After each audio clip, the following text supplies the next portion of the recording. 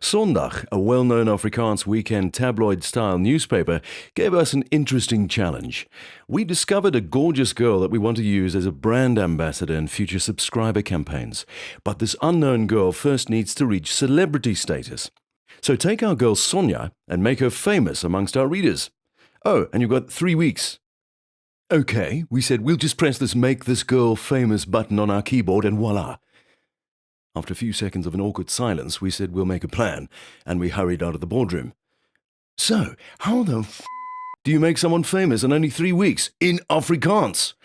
Actually, it's easy. You create a scandalous campaign worthy of a true British-style tabloid. And the main ingredient, a 40-something-year-old virgin with a perverted streak and a video camera living next door to a very sexy 20-something-year-old girl with a stack of bikinis and no money for curtains.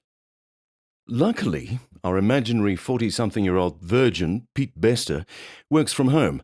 Otherwise, he might never have spotted and filmed his sexy neighbor Sonja dressing, undressing, exercising, swimming, tanning topless, and going about her daily tasks in the bare minimum of clothing.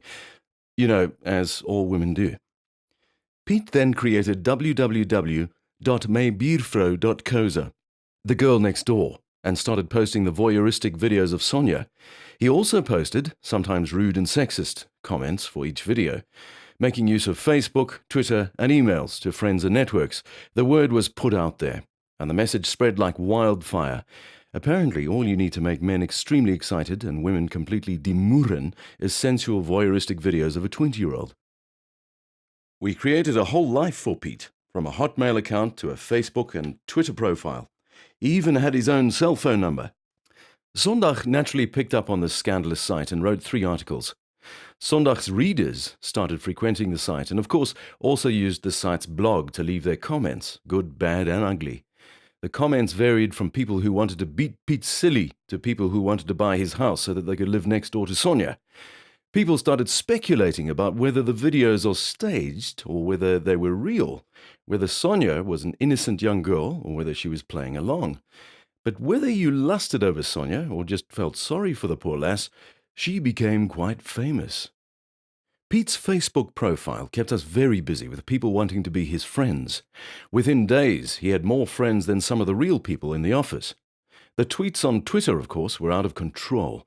Someone sourced his email address from a domain information site just to be able to contact him directly to find out who Sonja is. His cell phone number was also sourced and leaked on the site by people who wanted him locked up for perving on Sonja. Some visitors were so against poor old Pete that they created a Stop Sick Pete group on Facebook.